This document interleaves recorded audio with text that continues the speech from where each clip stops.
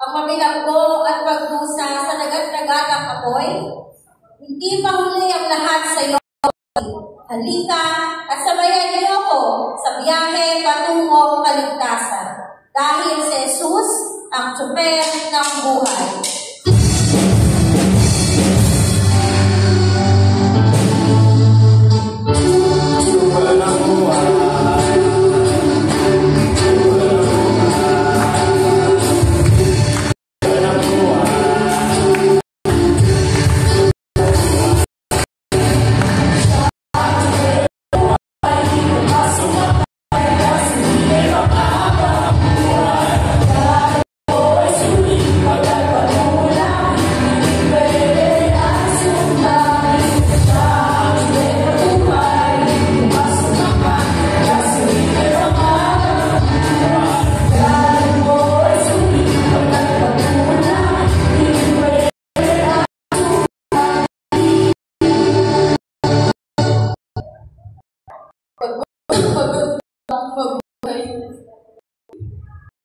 Lahat na lang ang problema ko sa pasan ko.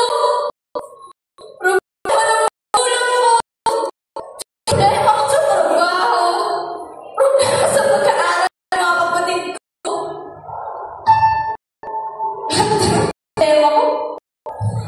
Nakakapagod na. Hindi ko na pala ang pangangailangan nila. Pero bakit parang kulit pa? Di pagkain at pagtulog, hindi ko na magawa kakaisip ko sa pangangailangan nila. Dapat kayo! Sayo ko pagkakaroon. Hindi naman ako pagtingin.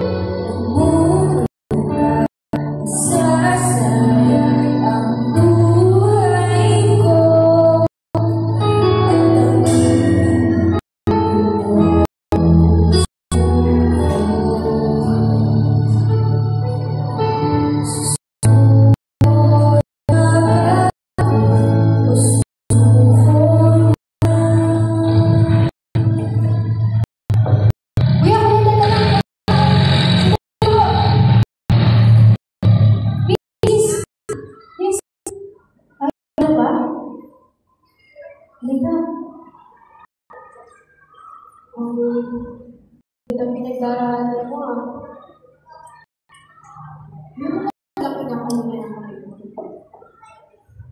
Hindi ko man alam kung gaano kapag nararanasan mo. Pero lagi mo tandaan na hindi nag-iisa. Alam mo, nais na Diyos pagkakawala ng bigat na nararanasan mo. Dahil pangako niya, hindi ka niya papabayaan at hindi ka niya iniwan sa bawat gusto ng pagkakaya. Mahal ka niya kapatid.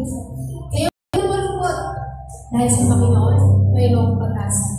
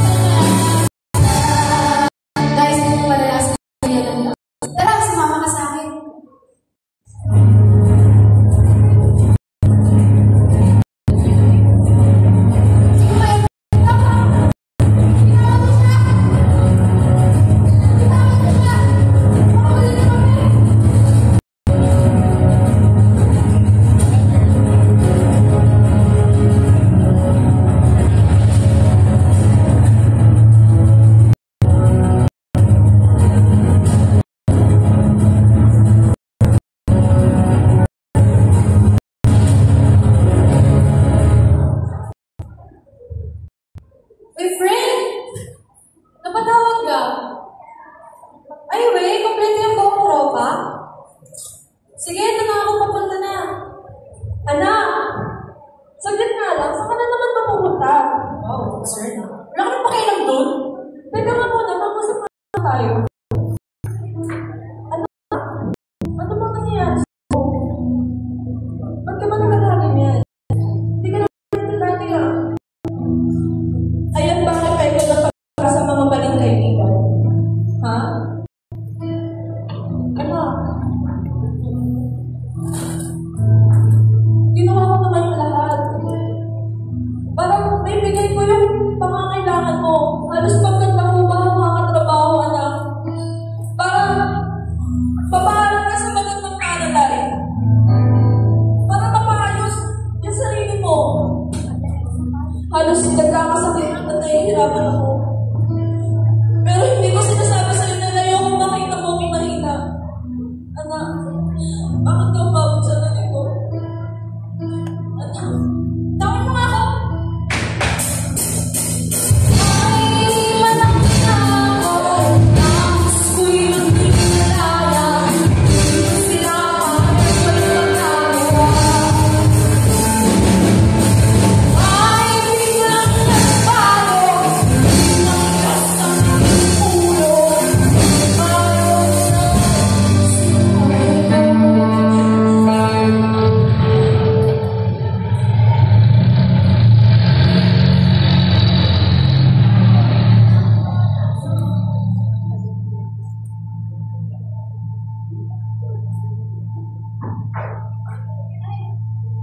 Ayos na po ba kayo? Sandali lang po ah. Anak, makinig ka muna sa akin. Tandaan mo na isa lang ang magulang natin sa mundo ito. At yun, ang pinakamagandang biyaya na binigay sa atin ng Panginoon. Hindi man sila perfecto, pero wala nang kahit na sino man ang makakapantay sa pagmamahal nila sa iyo. Tulad ng pagmamahal ng Diyos para sa iyo at sa akin. Kaya naman, palayain mo ng sarili mo sa galing at mahalin mo, bilangin mo ang iyong ina. Tulad ng pagmamahal sa atin ng Panginoon.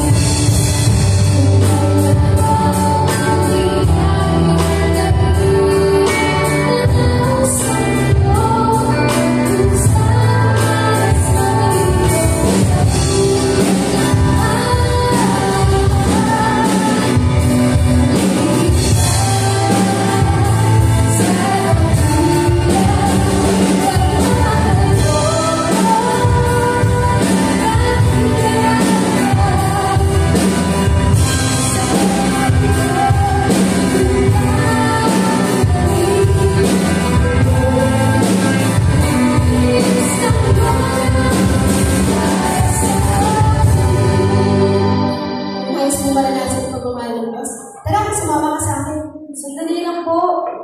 Nay. Ano po? Kayo na naman! Hindi na pinakasama! Itawan na sa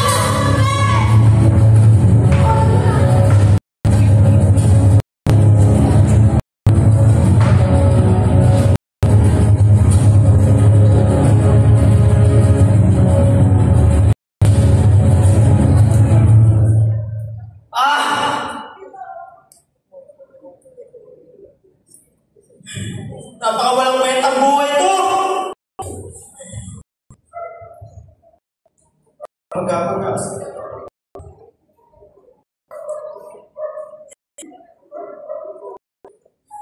Ginawa ko. Ginawa ko naman lahat, di ba?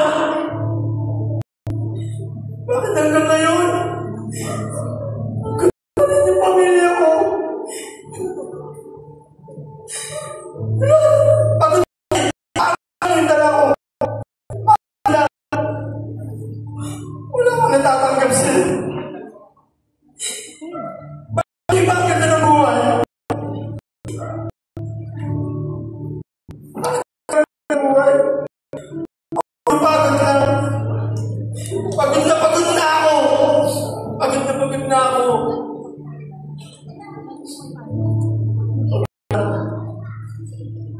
Pagod na ako maniwala sa Pagod na ako maniwala sa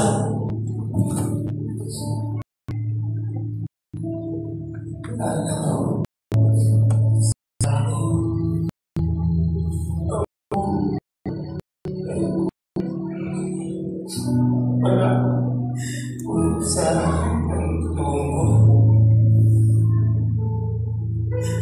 Sumasabay sa alas ng mundo ito. Ako'y gulo.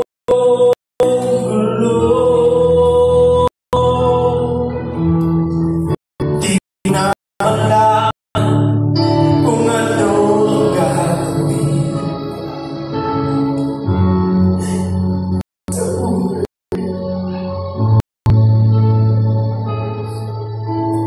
Bawang kalungkutan, walang pagbabago.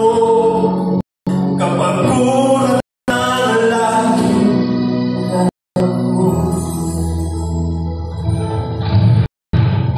Anong sandali lang? Baka Kuya! Ay! Ano nga po muna yan? Tayo, hindi alam o bisyo ang sagot sa bawat pagsubok na pinagdaraanan natin. Alam mo, isa na rin akong napapagwala sa Diyos. Pero, hindi mga magiging yung mga hindi resulta nito sa buhay ko. Hindi pala, dahil kahit na hindi natin alam, lalo niya, na kung ano man ang mga nangyayari sa atin ngayon ay para sa iyo. Kaya naman bago pagtiwala sa Diyos, manampalataya ka sa Kanya. Manampalataya ka sa pangako niya. Mayroon siyang magandang plano para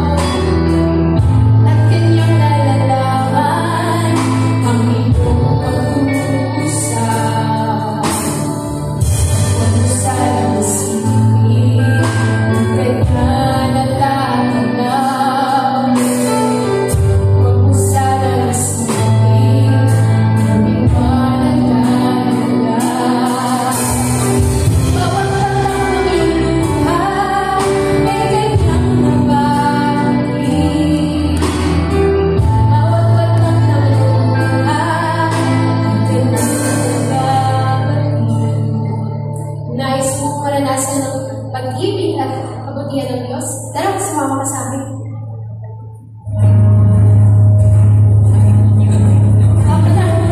Tigilan nyo na! Tawag sa! Tawag mo ako!